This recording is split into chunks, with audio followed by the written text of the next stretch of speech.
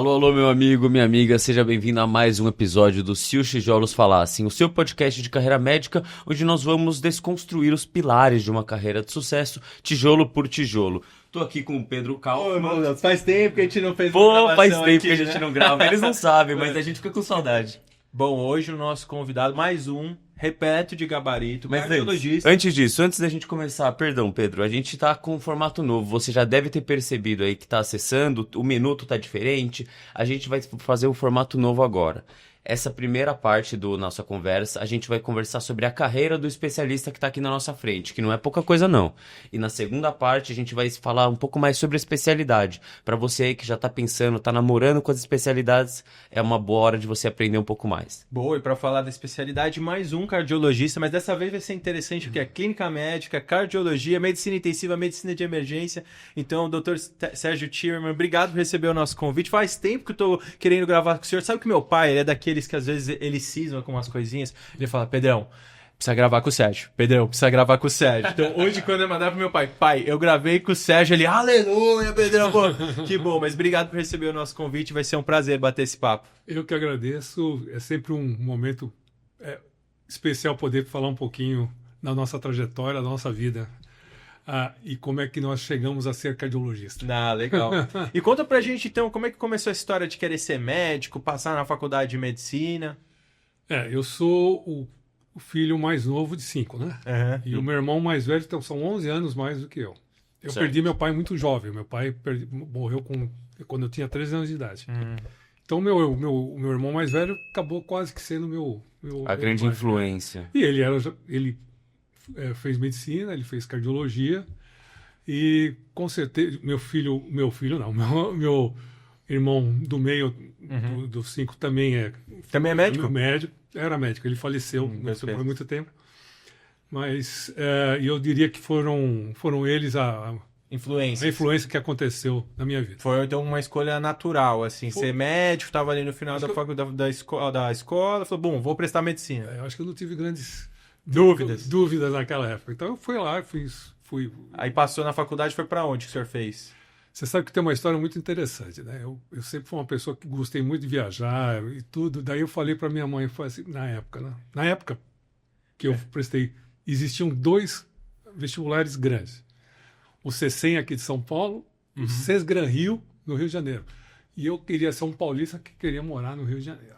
É o contrário hoje em Acredite dia. se quiser, eu queria morar no Rio de Janeiro. Daí eu falei, mãe, eu vou fazer minha inscrição, fiz inscrição, passei no Rio de Janeiro. Sério? Mas eu falei, eu vou contar, isso é uma coisa muito interessante, né? 6 meses depois que eu estava no Rio de Janeiro, eu ligo para minha mãe, eu já não tinha meu pai, né? Eu ligo para minha mãe e falei, mãe, é o seguinte, se eu quero ser médico, gente, nada contra o Rio de Janeiro, hein? Porque eu amo o Rio de Janeiro até demais, um paulista do Rio de Janeiro se perde. É verdade. A passeio, né? A passeio... Mas é verdade. Sim. Pô, eu morava em Copacabana, saía da faculdade e falava, rapaz, aquela praia maravilhosa. Não. Falei, mãe, 6 meses depois, falei, mãe, eu tô amando ficar aqui no Rio, mas se eu quero ser médico, eu tenho que me transferir para São Paulo. Daí eu fiz. Eu vim no segundo ano, eu fui para... conseguiu transferência? Eu fiz uma prova, fiz a transferência para a Faculdade de Medicina do ABC. Legal. Aí a minha vida foi fazer medicina lá no ABC. No ABC. E como que foi fluindo, então, lá na faculdade? O senhor já imaginava também que seria fazer a clínica médica, fazer cardiologia? Na época, já tinha alguma coisa ali no primeiro, no segundo, no terceiro e quarto ano? Alguma atividade que o senhor fazia que já foi despertando algum interesse nessa área? Olha, o que foi interessante é o seguinte, eu sempre gostei muito eu não me preocupei muito em se eu queria fazer clínica, eu queria fazer uma escola bem legal. Acontece que, mais uma vez, o destino, né, quando eu estava no 4º para o 5º ano da faculdade, eu fiz uma das... A gente tinha um hospital ligado à fundação do ABC, que era o Instituto Dante Pazzanese de Cardiologia. Que, por um acaso, o meu irmão era o meu professor. O professor Romeu Meneghello, falecido professor Romeu Meneghello. Obviamente que houve uma influência disso. Eu me lembro que o Romeu chegou, você, irmão do Ari, você tem que ser o melhor aluno de cardiologia aqui do ABC. Eu, até então, se eu vou fazer clínica, se eu vou fazer cardio. Eu gostava muito de clínica. Olha que interessante, eu gostava muito de medicina legal. Uhum. Eu fui É mesmo? Verdade, eu gostava de medicina. Não é um interesse comum, né? Mas eu gostava de clínica, gostava depois um pouquinho, muito da medicina legal, e depois eu gostava muito de ginecologia e obstetrícia. Mas daí eu entrei na clínica. Resumindo, eu fui pro Dante Pazanese. Na minha época, diferentemente do que é hoje, nós não tínhamos que fazer uma prova de clínica médica para depois fazer cardiologia. Sério? Era acesso direto? Era acesso direto. Cardiologia era acesso direto. Isso foi qualquer especialidade. Eu não sabia disso. Não, era assim. Isso eu não sei te precisar quantos anos que mudou. Que é obrigatório. Aliás, eu acho absolutamente perfeito ser obrigatório. É importante. Uhum.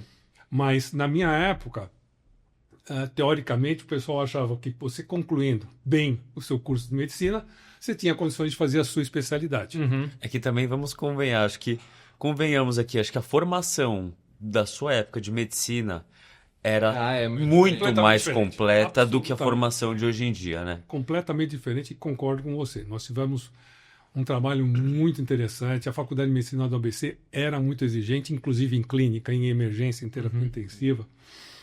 Mas quando eu entrei nessa época da cardiologia, daí eu fui um bom aluno. Eu acho que o Romeu na época falou que eu fui o melhor aluno, mas eu fui um bom aluno de cardiologia. E me encantei, obviamente. Daí eu falei, não, vou ser cardiologista. Então, lá no 5º ano, eu já tinha decidido que eu ia ser cardiologista. Uhum. E daí uma dúvida, o senhor se encantou pelo sistema cardiovascular? O senhor se encantou pelo ambiente das emergências cardiovasculares? Pela parte ambulatorial? Que boa pergunta, Gui. Era mais Eu gostava muito... Obviamente, eu gostei muito do estágio de cardiologia dentro do Dante Pazanese, mas, obviamente, por tudo aquilo que estava envolvido, né? Uhum. Eu tinha um professor... que dava aula para gente, que era o professor Hortêncio, que ele era muito bom. É uma pessoa que ele fazia os desenhos da anatomia do coração, ele desenhava com a mão. Uhum. Então eu gostava muito dessa parte da fisiologia cardíaca. Depois eu entrei na clínica. E o pacote completo te encantou ali. Né? Mas tem uma história logo em seguida que trabalhou mais a minha cabeça do que outra coisa, né? A gente pode já colocar isso. Quando, no 6º ano, eu fui passar por todas as outras especialidades, e quem era aluno da Faculdade de Medicina do ABC, ele tinha um ponto a mais, olha que interessante, para entrar na residência do Instituto Dante Pazanese de Cardiologia. Entendi. Então eu nem prestei em outras residências, eu prestei lá e fui foi aprovado. Era para ser.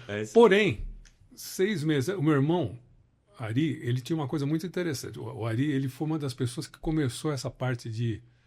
Ele se encantava muito com a parte de ressuscitação. Era? Mas muito. E ele era o chefe das emergências lá do Dante Pazanese.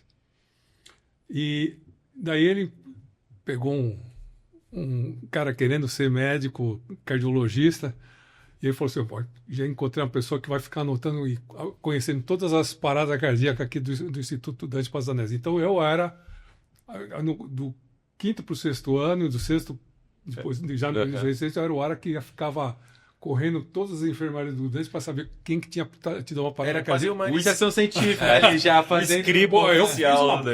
Eu fiz, e eu vou te contar uma história para você. O meu irmão não me colocou no trabalho.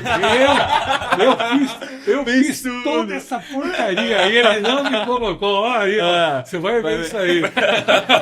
Mas é verdade. Quem ficou lá no dia a dia falando sobre as paradas, o que acontecia foi isso. E tinha que ser irmão mesmo, né? Esse foi o primeiro registro muito interessante porque naquela época não se falava tanto assim, né? Imagino que a gente pode falar um pouquinho sobre isso também, seguindo na tua trajetória, mas que parada cardiorrespiratória não era um tema tão estudado que nem ele é hoje, né? Foi uma coisa que recentemente progrediu muito. Sim. Ele teve um boom muito grande. Muita gente acha que a ressuscitação cardiopulmonar ela vem datada de séculos e séculos, mas o termo ressuscitação cardiopulmonar, ele tem 70 anos, não mais de 70 anos. E o boom no Brasil, mas o boom no mundo, mas o boom no Brasil aconteceu, modéstia à parte, em 1998, quando a gente pode trazer a parte seguinte, que foi quando a gente resolveu trazer alguns cursos que eram muito bem trabalhados pela Associação Americana de Educação, American Heart, que eram os cursos de suporte básico e suporte avançado. Então, lá nos Estados Unidos já estavam estudando bastante Não, isso, os mas Estados no Unidos Brasil... é o berço, os Estados Unidos e alguns países europeus foram os berços especificamente em relação a isso. Mas como é que foi, então, essa história? O senhor estava lá na cardiologia no Dante, já pensava assim, em subespecialidade? Foi durante isso ou foram alguns anos depois? Essa história é legal. Todos nós, como recém-formados, e eu estava recém-formado e recém-casado, então eu estava ferrado, né? Eu estava precisando de dinheiro pra caramba. Sim. Não é isso, né? Perfeito. Então, Sei bem como é que é. então não existia vida, né? Conheço essa A gente dor. dava, nós tínhamos que fazer toda A carga horária. carga horária Aham. da faculdade, Da da residência, e eu dava plantão. E eu tive a sorte, eu posso falar isso, eu e algumas pessoas, eu tive a sorte, na época, foi uma coisa muito interessante. Eu fui jogado, na realidade. Eu vou contar o porquê isso, do que eu estou falando. Eu comecei a fazer cardiologia clínica no Dante Pazanese, e eu queria dar um plantão para complementar a minha vida, especificamente. E na época, o Ari tinha uma relação muito forte com o professor José Fer, que era o presidente do Einstein. Não é o Einstein que vocês conhecem hoje, é o Einstein de 50 anos atrás, quase, do 50 anos atrás. Então era um hospital pequeno, era um nicho pequeno, e eu fazia no Dante Pazanese, a gente fazia muita parte de cardiologia clínica, mas também urgência e emergência, e o Ari fazia muito urgência e emergência, eu falei, não, eu quero fazer ou terapia intensiva, ou na realidade eu tinha escolhido fazer terapia intensiva, mas por alguma razão eu não fui escolhido na terapia intensiva lá Te botaram no PS. Me botaram no PS. Foi a sorte da minha vida. Eu tinha o professor Ricardo Tuntum, que era o chefe da Um bom nome PS. de cardio, hein? Não, mas ele não era cardio, não. não? Tuntum era vascular. Ele é vascular. Seria um bom nome de cardiologia. Não, é o Ricardo a gente chamava ele de Tuntum. É um vascular. Certo. Então eu peguei um tempo, eu era plantonista, a gente tem que falar porque é verdade, né? A gente pegou esse plantão de emergência e eu falo para você, emergência, aí começou, me deu o clique. Eu falei, cara, eu gosto desse negócio, eu gosto dessa adrenalina, eu gosto de pronto-socorro, eu gosto de pré-hospitalar. Daí eu comecei a ajudar eles a formatarem toda a unidade de primeiro atendimento junto com os outros médicos. E ele atualmente é um dos diretores do HC, no lugar do Tuntum. Tuntum saiu por os motivos dele. Ele saiu e entrou o professor Edivaldo Tiama, que é um cirurgião do aparelho digestivo, né? E o Edivaldo era uma pessoa... Hoje ele é um dos diretores, é um diretor clínico do Hospital das Clínicas. E o Edivaldo é uma pessoa que me deu muita força para com que eu me apaixonasse por aquilo que eu me apaixonei. Então, trazendo a história novamente. Ele foi a primeira pessoa, ele foi uma das pessoas que trouxe para o Brasil o ATLS, que é o Suporte Avançado de Vida em Trauma. E ele falou assim, vamos fazer o curso. Ele fez todos nós, que éramos do pronto-socorro, fazer o trauma. Pô, eu achei o curso sensacional. Tudo. Daí o Edivaldo falou, cara, você é uma pessoa despachada, tudo. Eu vou te apoiar se você me ajudar a pensar na parte clínica. Tem uns cursos lá nos Estados Unidos que já tentaram algumas vezes para o Brasil. Em resumo, todo mundo acha que os primeiros cursos tenham sido trazidos pelo HC, mas foram trazidos pelo Einstein através da minha égide. Os primeiros cursos de suporte básico e suporte avançado no Brasil foi feito dentro do Einstein. Do Albert Einstein. O BLS e o ACLS. Já o tinha Paus. essa... o Paus também. Não, mas isso tudo era uma nomenclatura norte-americana. E o que acontecia? Às vezes vinham algumas pessoas fazerem os cursos aqui, e o que eu fiz? Eu fui me meter lá, fui falar com o pessoal nos Estados Unidos, olha, eu sou um brasileiro, trabalho aqui assim. Daí surgiu a minha... O poder de uma carta, né? De um e-mail. Deu uma organizada para trazer Daí isso. eu tive grandes mentores. internacionais, que alguns deles são meus amigos até hoje, isso já passa de quase 40 anos, e que falou assim, não, Sérgio, eu ajudo você, você vai montar esses cursos no Brasil, tudo. Então, o primeiro ACLS, o primeiro BLS e PAUS fui eu que trouxe para o Brasil, e isso aconteceu em todos aqui no Brasil. Você vê o gabarito, né? Eu falei que não era pouca coisa, não.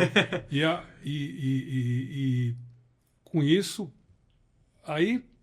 Mas bem diferente do que é hoje, eu imagino. Não, era um nicho pequeno. Não, mesmo o atendimento em si, né? Porque, por exemplo, hoje é um Protocolos, negócio tão... isso. hoje é um negócio tão na boca do povo, por assim dizer, né? E talvez o senhor tenha mais dados do que eu da quantidade de médicos que de fato são capacitados. Mas eu imagino que qualquer grande faculdade de medicina em São Paulo, quando o cara tá saindo da faculdade, ele precisa sair com o mínimo um ACLS. Nos primeiros anos da faculdade tem o tal do BLS, a professora da enfermagem que ensina a fazer a massagem. Eu fico muito feliz que isso está acontecendo, mas na minha época não existia isso. Nada disso, né? Nada disso. Então, essa parte essa importância de se cuidar do cuidado da emergência da terapia é um boom que não tem mais do que 40 anos. E nesses 40 anos também eu acredito que muito além do protocolo ter mudado, né? Não sei como é que era naquela época quando o senhor trouxe, se era exatamente que nem é hoje, né? Da sequência de drogas. Vou trazer para você como é que funcionava isso. E você tinha o protocolo, existia os protocolos da associação, da American Heart Association. Uhum.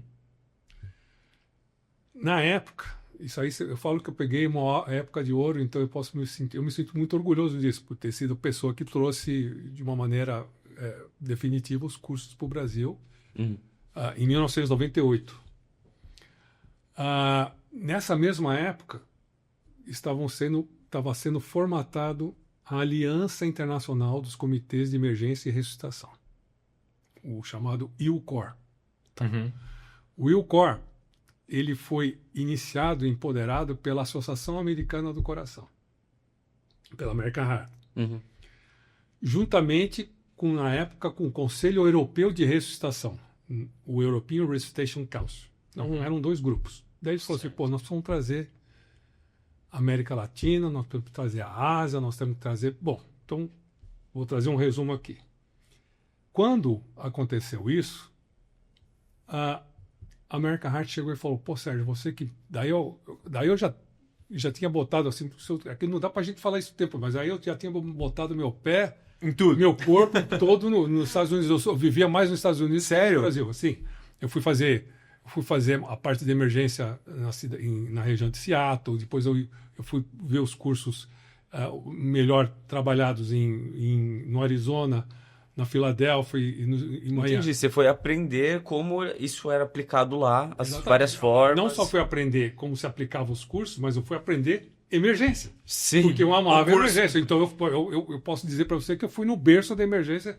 Fiquei muito tempo indo para o berço que era a região de Seattle. Uhum. E os grandes médicos emergencistas... Emergência no Brasil tem muito pouco tempo, mas os grandes médicos de emergência lá falaram assim, não, vem cá, vem aprender com eles. Aqui. Uhum. Daí eu falei, pô, eu era um cardiologista que gostava de terapia intensiva também e principalmente eu virei um emergência. Eu adorava isso. A minha linha toda da minha vida sempre foi emergência. Legal. Daí o pessoal da American Heart chegou a Sérgio, tá na hora nós tem um braço interamericano, que é a Fundação Interamericana do Coração, ou a Inter-American Heart Foundation, que a sede fica também em Dallas, do lado da American Heart. Falou, tá na hora de ter um brasileiro como presidente dessa fundação. Uau. Ele não falou nem um latino, um brasileiro. Eu falei, pô, que legal. Eu ligo o meu irmão era o presidente do FUNCOR. Olha, eles estão querendo assim, assado. Bom, resumo da ópera. A sociedade brasileira daquela época não quis me dar o apoio para ser o presidente. De cardio? De ser o Mentira. de ser o presidente da Fundação Interamericana. E o senhor queria? Ah, pô, depois que Lógico, a América falou assim, eu quero, né? Óbvio que eu quero. O meu irmão e o professor Gilson, que foi uma pessoa sensacional, falou, não, você vai. Vai lá. Mas tem um outro cara. Não, você que vai. Bom, eu não tive o apoio da sociedade institucional. Da Sociedade Brasileira de Cardiologia. Mas eu ganhei. Eu virei presidente porque o meu apoio foi da American Heart Association. Não tem uma coisa mais bonita do que isso, né? Nossa. Foi Eles pelos fizeram. norte-americanos. Aí eu virei o presidente da Fundação Interamericana e a finalidade dele falou assim, Sérgio, você vai fazer uma boa gestão da parte de cardio interamericana, mas principalmente você vai ser a pessoa que vai fundar, dentro da Fundação Interamericana, o Conselho Latino-Americano de Emergência e Ressuscitação. Foi o que eu fiz. Incluí a parte latino-americana do EUCOR, e eu fui, junto com eles, o que fundamos o EUCOR no mundo. Então, eu sou o signatário da Aliança Internacional dos Comitês, e a partir de lá começou todas as diretrizes. As diretrizes que você conhece, vocês são formadas por tempo. Uhum. A primeira diretriz do EUCOR foi 2000, depois... Então tá lá, se você pegar o livro, um dia eu mando para vocês, se vocês quiserem. Com certeza. Por favor. Autografado. O primeiro livro da American Heart tem minha foto junto com ele. Então, e aí, a partir daí, as diretrizes elas tomam um caminho, tomam um rumo maravilhoso, em que todo mundo assina ela. Todo mundo assina essa diretriz. Vira uma diretriz mesmo, assim, mundial, né? Você sabe que ela não pode ser considerada. Olha que coisa interessante. Não é mundial. Ela só não é considerada mundial porque tem uma parte do Oriente Médio que não entrou até hoje na. Sério? Então eles cuidam de ressuscitação de uma forma diferente. Não, mas por exemplo, alguns países do mundo árabe, Israel, entram na Aliança Internacional. Só mas não é completo. A Ásia, a África, o Canadá, Estados Unidos, a América Latina. Todo mundo. Mas se o senhor me permite, porque acho que se a gente der um passinho atrás, e acho que esse parênteses é bem legal da gente fazer para os nossos alunos, porque para o aluno que está lá na faculdade, ou próximo do fim, que está fazendo do ACLS, talvez a gente esteja muito focado, né, no passo a passo, na adrenalina, como é que faz, ritmo chocava, ritmo tá pegando tempo, tem pulso, não tem... Mas o que eu acho mais interessante disso tudo é o meu lado gestor falando um pouquinho alto, que é a prevalência, né? Porque a gente só trata isso dessa forma, ou seja, mundialmente tão padronizado, tal, porque de fato é um problema de saúde pública grande, que precisa ser tratado dessa forma. E aí, se o senhor pudesse falar um pouquinho de números, assim, pra gente, que eu recentemente o senhor tava 1.000 pessoas que morrem todos os dias. De parada 1 milhão de pessoas. Fora do hospital. Fora do ambiente hospitalar. Você junta com o hospitalar. Nós estamos falando do hospital. Exatamente. Mas faz uma coisa, isso foi o auge da Covid, era 1.000 pessoas. Nós estamos falando de 1.000 pessoas diariamente morrendo. Constantemente, E o que você colocou é importante. A gente tem o passo a passo, né, do que fazer em termos de... Eu falo que a emergência não tem droga, né? Diferentemente das coisas. A adrenalina ao mesmo está num baita de um cheque agora. Está super em dúvida se a adrenalina salva ela. O NDT não é. Mas o mais importante na ressuscitação é que a gente fala assim: mantenha as coisas simples. Reconheça a parada cardíaca, chame por socorro, faça uma boa massagem cardíaca e desfibrile quando pode. 40 anos que eu falo a mesma porcaria, sempre a mesma coisa. Massagem bem feita, né? Exatamente. É isso. Cara, isso foi minha vida, minha linha de pesquisa. Até hoje eu adoro isso, o que eu faço. Eu acho que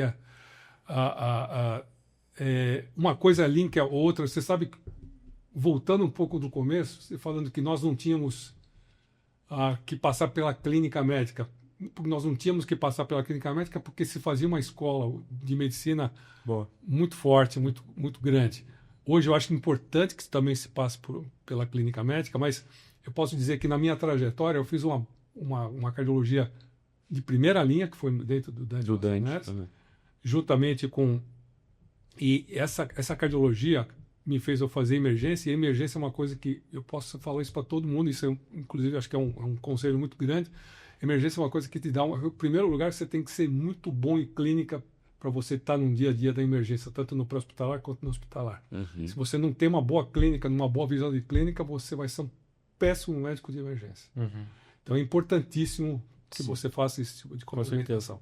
Então eu falo com uma coisa, fui chamando a outra, né? Eu virei cardiologista, daí depois virei um clínico, depois eu virei intensivista, fui chefe, inclusive, do pronto-socorro do Dante. Daí, por toda a minha trajetória de emergência, que eu fui através do Einstein, daí você vai falar, mas por que o Einstein não assumiu isso de uma maneira... Porque foi lá pro INCOR. Aí o senhor foi lá pro INCOR, foi nesse contexto. O Einstein, na época que a gente estava para montar um grande... o professor Ferk que levou, teve morte súbita. Tá brincando. Não, brincadeira não. Daí, por razões que não veio ao caso, eu falei, não ficamos órfãos. órfão porque a gente não conseguia montar o que a gente gostaria de montar. Daí Afetou a progressão do projeto. Daí eu comecei a levar isso para a Sociedade Brasileira de Cardiologia. E o chefe na época, que era o professor Ramírez, que era o diretor do INCOR, falou: Sérgio, eu quero que você saia do dentro e venha ficar comigo e montar todo o serviço de educação aqui dentro do Instituto. Essa foi a minha história. Em 1990, um ano depois que eu implementei, em 99 eu entro no Instituto Coração. Caramba. E você vê, acho que curioso como às vezes uma coisa que hoje é tão... Óbvio que foram anos, né? A gente já tá em 2025 e tal, né? Então a gente tá falando aí por volta, né, de 28 mais anos atrás, né? Em 98. Mas como às vezes o papel de uma pessoa, né? Eu sei que o senhor não fez tudo isso sozinho, mas muito motivado por tudo que o senhor fez, que a gente conseguiu chegar em protocolos hoje que a gente tá acostumado aqui no Brasil e no mundo, né? Imagino que também deve ter sido oportunidade para conhecer muita gente interessante, né? Com tudo isso de viagem. Você sabe o que eu falo? Que a vida da gente não é nada sem uma boa mentoria. Eu tive grandes mentores, eu falei inicialmente o meu irmão, depois eu tive os meus mentores nacionais, e internacionalmente, que até hoje eu tenho o pai do suporte avançado de vida em pediatria, é um grande amigo meu, que é chefe lá na Universidade da Pensilvânia, o falecido professor Cummings, de Seattle. São pessoas que abriram a porta para mim. Depois eu tive ele está vivo até hoje, está com 98 anos de idade, o pai da ressuscitação da Inglaterra, o professor Douglas Chamberlain. Então todos eles foram pessoas que me acolheram, me ensinaram, me colocaram nessa trajetória, onde eu fiz a minha eu falo que eu amo ser cardiologista. Minha cachaça é emergência. E o resto vem junto com isso. E sabe que uma outra coisa que me chamou muita atenção na sua fala, né? E o Gui, a gente tem conversado muito disso, que fora a vida profissional, existe a vida pessoal, né? E muitas vezes quando a gente mergulha demais na vida profissional, a gente acaba abrindo mão de coisas que são importantes na vida pessoal, e com o desenrolar dos anos, de repente você olha para trás e fala: putz, eu trabalhei tanto, trabalhei para quê, né? E logo, acho que no bate-papo que a gente estava antes de apertar o play das câmeras, o senhor já estava falando que adora viajar, eu te conheço também, sei que o senhor adora. Engraçado ver que, do ponto de vista profissional, o senhor conseguiu conciliar esse desejo. Óbvio que eu sei que às vezes não é fácil, né? Mas de viajar bastante a trabalho e conseguir misturar um pouquinho as duas coisas. E eu queria saber se o senhor pudesse dar umas dicas pra gente. E outra coisa que eu achei muito interessante, acho que eu nunca tive a oportunidade de perguntar isso para alguém tão diretamente como vou te perguntar agora, mas... Outra coisa que eu e o Gui, a gente tem orientado muitos alunos, né? Às vezes é difícil mesmo, ainda mais hoje, frente a tantas possibilidades de trajetórias médicas que a gente pode construir, identificar o teu caminho. E conforme você vai tendo dúvidas, você pode sentar na frente do computador e hoje em dia com o chat GPT, você pode perguntar para ele várias coisas, buscar orientação, mas nada como ter um mentor, né? Que é alguém que de fato chegou lá e pode te dar orientação. E no teu caso, o senhor deixou claro que tinham vários mentores, né? E qual que é o conselho para alguém, às vezes, que está buscando um mentor? Quem é um bom mentor? Porque nesse meio, com certeza, tiveram pessoas, às vezes, que não te ajudaram tanto, tiveram pessoas, às vezes, que estavam impedindo o senhor de seguir o teu caminho, e você também teve que ter jogo de pessoas cintura. que deram conselhos errados, porque eram pessoas talvez Exato. frustradas elas com algumas E a gente aqui na Tijolos, a nossa ideia é essa, a gente reconhece que, e a gente sofreu isso na pele, né? A ausência de bons mentores, a gente tenta aqui, através de um bate-papo, trazer bons conselhos de pessoas que sabem o que fazem. Assim, o mentor, só complementando, ele cumpre o papel. Você pode aprender de duas formas, né? Essas entrelinhas da carreira médica. Você pode aprender vivendo, claro, que nem o senhor mesmo falou, é lá que eu descobri que eu era apaixonado por emergência, foi no próprio Instituto Dante que você foi reconhecendo mais e mais isso, ou você reconhece pela experiência do outro, que é o papel do mentor, que ele já corta o caminho ali para você, mas só um adendo. Não, eu acho que os dois são... Eu gostava muito do que eu via e do que eu aprendia dentro do Instituto Dante Pazzanese, depois dentro do Instituto Coração, e no Einstein também, mas principalmente que vocês resumiram muito bem, né? Eu tive a sorte de ter grandes mentores e eu soube como me livrar dos falsos mentores, né? Daquele que te leva para um outro canto que você fala, não, eu quero que você vá para aquele lugar, né? E não para aquele lugar. É difícil também. Mas faz parte da vida. A única coisa que eu posso falar para vocês no dia de hoje, eu sou movido a diesel ainda, vocês já estão na inteligência artificial, vocês não considerem, não deixem que o chat GPT sejam seus mentores ou o Google sejam seus mentores. Né? Procure pessoas, procure realmente pessoas com que você possa tirar uma história, trocar. Sempre muito fundamental. Por isso que eu acho que eventos internacionais ou eventos nacionais ou qualquer evento isso que nós estamos fazendo é uma troca que é absolutamente impagável. E não existe. A não ser que daqui a pouquinho o pessoal consiga trazer uma inteligência, um sentimento humano artificial, quem sabe, por enquanto, nós não temos essa possibilidade. Você fala que tudo para mim é uma roda, é uma rede, né, em termos disso. Eu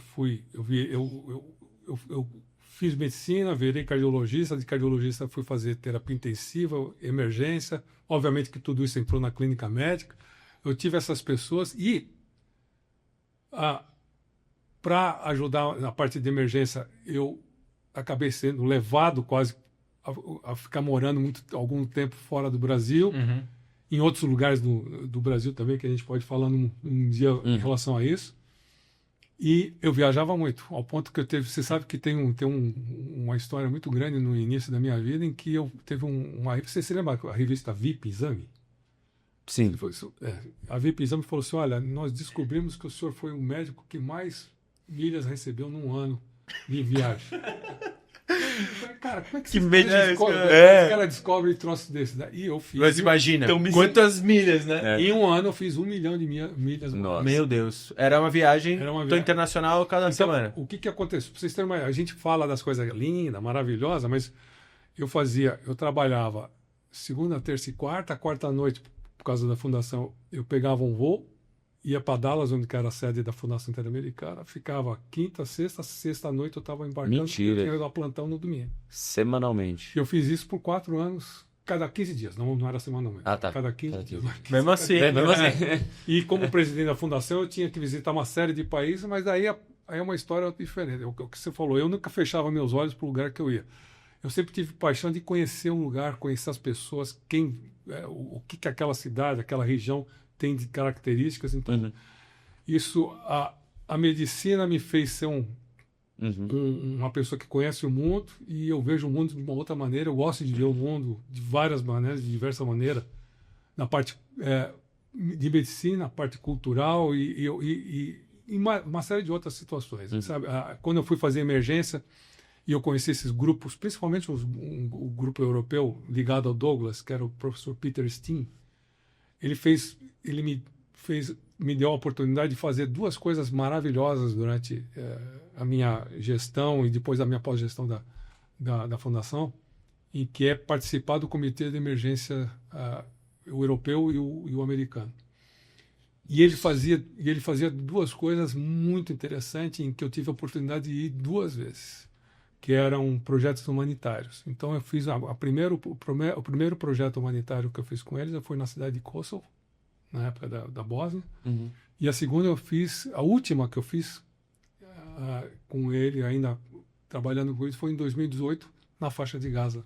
Nossa, tá brincando. É mesmo. Passei 15 dias com ele. Super recente. Conhecendo o que é a medicina de rua. Foi um aprendizado absurdo que eu tive. E eu falo outra coisa, que é uma dica para todo mundo, ó. Medicina não se faz só no computador. Medicina você tem que estar no dia a dia, na prática. Você quer fazer emergência? Vai pra rua. Mão na massa. Põe mão na massa. Trabalha. Estuda. Não tenha medo. Pega o seu monitor. Pega o seu residente. Pega assim, sei lá, na mão de qual fala, eu não sei, isso me ajuda. Mas tem que ser na prática, no dia a dia. E professor, eu tenho uma pergunta para o senhor. Não sei se você vai conseguir me responder de bate-pronto. Mas assim, hoje o senhor representa tudo que o senhor representa. Com todos esses feitos, o senhor tem um toque na formação de quase todos os médicos que se formam hoje no Brasil. Sim. E fazem esses cursos e se capacitam, né, para atender uma boa medicina. Mas antes o senhor já foi um residente ali, aprendendo a fazer as coisas. E com talvez pouco a ensinar e tudo a aprender num primeiro momento. Como que não como que esses passos se deram, mas o senhor tinha ambição de fazer tudo isso que o senhor fez, você tinha noção do que você estava fazendo e se isso te amedrontava quando você tinha... Quão longe você ia chegar? Eu recebi um convite para fazer parte de sei lá o quê. Meu Deus do céu, olha os passos largos que eu tô dando. Quando eu recebi esse convite, eu já estava muito bem amadurecido na parte de urgência e emergência, mas pegando algumas coisas antes, meu Deus do céu. Eu cheguei a entrar em ambulância e que eu não sabia o que eu vou fazer aqui. Eu não sei como é que eu vou atender esse paciente. Eu não sei se eu tenho mão para tudo isso. Então, Não, e até vocês hoje, eu falo, vocês são jovens, vocês têm hoje a oportunidade. Existe uma série de ferramentas, ferramentas de simulação de grande qualidade que inclusive muita gente tem sido muito criticado, que é absurdo. Utiliza isso como uma ferramenta de ensino. Você pode errar na simulação. Gente, é só você faz um paralelo com medicina. Imagine que eu estou falando aqui, Gui e Paulo, hoje eu estou aqui, estou aqui no podcast, mas nós vamos pilotar um avião hoje. Hoje é meu primeiro dia como piloto. Eu nunca peguei um avião na minha mão, mas eu vou ler aqui direitinho o que está acontecendo. Não vai dar tudo. Cara, e eu vou encher de gente no avião, né? Cara, você tem que, sabe, o piloto ele tem 200 mil horas de simulação antes dele entrar na mão. Gente, nós também temos que fazer isso. E olhando pela essa perspectiva... Eu aprendi de uma maneira muito difícil. Eu aprendi muito no ser vivo, sem a simulação, que foi muito difícil. Difícil para mim, difícil dos meus preceptores, dos meus mentores, porque nós tínhamos que aprender, às vezes, com a dor, o erro. Entende? Hoje a gente não precisa aprender com erro, a gente pode aprender em ambientes controlados, né? Em ambiente controlado e errado cada vez menos. Sim. É fundamental isso. Mas o que eu ia falar é que, olhando por esse ponto de vista, talvez seja uma visão que eu deveria ter mais e hoje não tenho tanto assim, mas agora ficou claro. Perceber o quanto ainda há para melhorar, né? Porque se a gente põe na ponta do lápis o quanto talvez um aluno dentro de um ACLS, que dentro feito daquele padrão, 2 dias e tal, dentro em grupos, ele vai lá e ele aprende a fazer uma massagem cardíaca. O quanto de fato ele aprendeu? Talvez ele... Eu digo isso por quê? Porque eu fiz residência de clínica médica lá na Santa Casa, que é uma escola de emergência, um PS gigante, parada, você tá de plantão lá, seja R1, R2, os meus colegas com certeza vão saber. Era inevitável. Todo plantão chegava uma parada externa, ou se não fosse uma parada externa, algum paciente que parou do PS. Então, assim, saber tocar parada é fundamental. E de quanto a gente não foi aprendendo na prática, e mesmo hoje, quanto eu sinto às vezes que ainda assim tem detalhes, porque apesar de ser uma coisa bem padronizada, um passo a passo, tem aquela coisa de que se você não faz, na hora você não faz tão rápido, você não deixa a máquina pronta, porque se for um ritmo chocável já tá carregado, é só você apertar o botão em cima, ai, é chocável, ai, liga aí, putz, aí, carregou, ai, choque, sabe? Detalhes que mudam tudo na qualidade existencial que você entrega e perceber que talvez ainda haja muito espaço para médicos recém-formados, médicos clínicos, cardiologistas abusarem da ferramenta de ensino em manequim e tudo mais, em ambiente controlado, para poder, enfim, entregar uma qualidade para os pacientes na ponta muito maior, né? Hoje, o que você colocou é perfeito. Os cursos da American Heart, os cursos ACLS, BLS e PAUS, eles são cursos da Associação Americana do Coração, da American Heart. E eles sofrem processos de reavaliação, pouca gente sabe isso, a cada tempo. Isso que você colocou é importante. Uma coisa, eu faço emergência, hoje eu não faço mais tanto assim porque eu estou velho. Mas quem faz o dia a dia da emergência vai pegar a emergência e vai ter condições de utilizar aquilo muito bem na prática. Mas você não faz emergência, você faz clínica. Daí você falou, eu faço um curso, daqui a 2 anos eu vou fazer revalidar. A própria Associação Americana foi estudar isso, nós estudamos isso muito claramente. Existe o nível de retenção e compressão vai caindo com o tempo. Em 6 meses ele já está praticamente esquecido. Então hoje está se mudando os cursos, por isso que a gente tem que estar totalmente atualizado em relação a isso. Hoje vai se modificar, isso aqui é um papo bom para eles, isso vai ser modificado nos próximos anos, os cursos vão ser totalmente reformulados. Hoje é mais importante o que eles falam de você você ensinar, não por 2 dias, mas ensinar poucas coisas ao longo de um longo período. Ao longo de um período, que eles chamam, tem um termo em inglês, né, que você dá pequenas pílulas e com muita frequência, entende?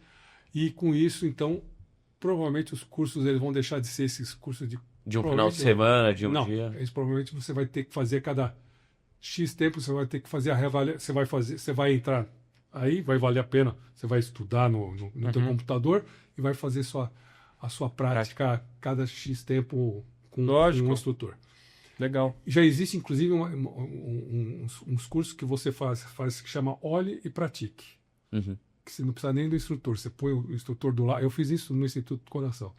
Tem uma máquina que está acoplada ao computador, daí chega um instrutor ou uma pessoa que não precisa nem ser instrutor, tudo bem, qual que é o teu nível de coisa? Assim, então, ok, então você vai fazer agora a sua provinha aqui, né? Daí ele faz... É um técnico da máquina. Ele liga a máquina, daí a máquina começa a conversar com você. Ele falou assim, faça a massagem. Pá, pá, pá, pá. Se aprovou ou não aprovou, nota tanto. e não tem essa de provinha. O instrutor vai me passar. Você vai ver que a nota... E não é no ambiente virtual. Você a máquina vai estar acoplada ao sistema. Você vai fazer a leitura do... Vai ser uma medida bem fiel da qualidade da chama massagem. QCPR. É um sistema hoje que eles estão fazendo, que já está aprovado e é muito interessante. Aquela máquina que faz a massagem, que se acopla na maca e ela faz a compressão automática. Já viu um pistão? Sim, você tem dois tipos deles. Né? Você tem o Lucas, que é o pistão em que você faz essa massagem cardíaca de uma maneira como se fosse uma massagem cardíaca, e tem um que é o mais conhecido, que é o Autopulse, que é aquela que você coloca uma faixa. Você vai ficar... Vocês vão achar que é meio gogô, mas o Autopulse e a desfibrilação automática e a ressuscitação automática aconteceu. O primeiro trabalho em seres humanos foi feito por mim no Instituto do Coração e foi publicado por mim. O primeiro protótipo do equipamento foi feito com a gente aqui no Instituto do Coração. Depois a Zoll comprou o equipamento para acontecer no mundo. Então ele só existe em seres humanos porque a gente começou aqui no... Mas e o resultado foi bom? Foi deu 33% mais de qualidade de ressuscitação. Porém, tem uma série de situações que a gente não acho que é o tema, escopo, mas é muito interessante, no qual... Padroniza, né? Ele é maravilhoso, tem sido utilizado internacionalmente, mas principalmente no pré-hospitalar. Em alguns casos dentro do hospital, por exemplo, em transporte do paciente, em ambulância dinâmica. No transporte não é feito, porque Mas existem dois tipos, o de pistão, que é o Lucas, e o Autopulse, que foi o que eu fiz aqui dentro. Nossa, eu fiz a pergunta certa, hein? Não sei se você vai saber, mas se você procurar isso, foi o primeiro trabalho em seres humanos. Nós fizemos em 18 pacientes aqui no Instituto do Coração. Que legal. Não, eu acho muito interessante, porque eu e o Gui, a gente está muito envolvido hoje com a educação médica e acho que a emergência, por ser tão prevalente, e é isso que a gente está falando, no Brasil, né, formar especialistas é algo difícil, medicina de emergência tem crescido muito, ainda bem, para o especialista estar lá atuando, né, não ser só um recém-formado, e nada contra, faz parte, mas quem está recebendo o cuidado do emergencista recebe um cuidado diferente do recém-formado lá na ponta, e acho que é engraçado a gente ver como essas ferramentas, eu sei disso porque eu lembro quando eu fiz a atualização do meu ACLS, estava ainda na R2, e felizmente foi no mês, assim, 2, 3 dias que antecederam o meu estágio como R2 da clínica médica no PS da Santa Casa, que a gente fica lá, sabe, nós e o chefe, que é um pouco mais velho que a gente, lá ombro a ombro tocando. Então eu tava com o ACLS, na ponta da língua, assim. Vou pegar esse cara aqui. E aí foi bom que foi o que o senhor falou, assim, que se meus colegas que muitas vezes tecnicamente muito melhores do que eu, mas que às vezes não tiveram feito a CLS tão recente, fazia 1 ano e meio que tinham feito, já tinham coisas que eram detalhes, mas que já tinham esquecido, né? Então isso é muito legal mesmo. Por isso que é importante sabe, a educação continuada é continuada mesmo. Você não pode...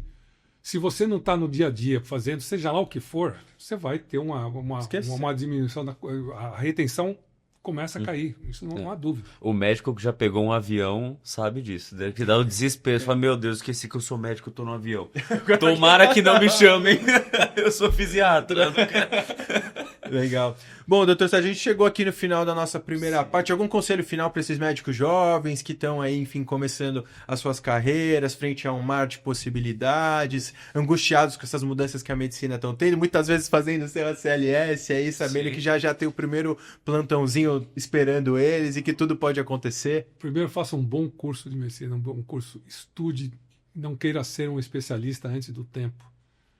E forme-se primeiro um bom profissional, um médico, e depois decida o que você vai fazer. Por isso que eu falo que vocês têm essa possibilidade. Quem quer ser clínico tem que fazer um pouco a clínica, e quem quer fazer cirurgia tem que fazer a cirurgia geral primeiro. Então, procure ser primeiro, estude, faça... Pô, eu ia falar de uma especialidade, eu vou falar que eles vão falar que eu estou sendo... Pode falar o que o senhor quiser, pode falar. Mas, pô, não queira ser aquilo que você não é antes do tempo. Não seja um especialista no quarto ano. Se você começar isso, você vai perder uma série de coisas que são fundamentais. Legal. E em tempo em que temos um bom de faculdades de medicina, cobre da sua faculdade um bom curso, cobre das pessoas, cobra fazer um bom estágio, uma boa avaliação. E se você tiver problemas, cobre, mas não cobre de uma outra maneira. Um bom estágio, bom uma boa conselho. Acho que de consultoria. todo mundo que já passou aqui, eu acho que já foram mais de 60 episódios. Ninguém nunca falou isso, porque hoje é fato, muitas faculdades de medicina, algumas, infelizmente, para quem tem o capital financeiro, pode fazer um investimento, você paga e você tem facilidade de entrar, mas isso não significa que quando você tá lá, porque quando você cair no mercado, você ser incompetente, o mercado vai te cobrar por isso. Opa. Pode ser que você consiga um plantão no primeiro momento, no segundo, mas depois tá todo mundo percebendo ali que você não é tão capaz assim, às vezes você vai ser financeiramente não tão bem remunerado, então você tem que cobrar da tua faculdade que ela te entrega um bom curso porque você tá pagando por isso, né? Exato. E fala uma coisa, se você, dependendo do tipo de estágio não, tipo de plantão que você vai pegar, você toma cuidado, porque você pode estragar a tua própria carreira. E você imagina, você vai pegar alguma coisa que vai ser ruim para você vai pegar uma série de defeitos que você não tem que fazer. Cuidado. Legal. Não pode ter o olho maior que a barriga, né? Não, cuidado. Muito bem. Então, você fica ligado dos próximos episódios. Obrigado, doutor Sérgio. Foi um prazerzão Obrigado. poder Prazer. conhecer um pouquinho mais da sua história. Sei que... E da história, ficou- que já é um pouco nossa É a história também. viva, já. a gente fala, história né? viva. Mas sei que muita coisa ficou de fora também. Vamos ter que marcar uma parte 2 e a gente se vê no próximo. Tchau!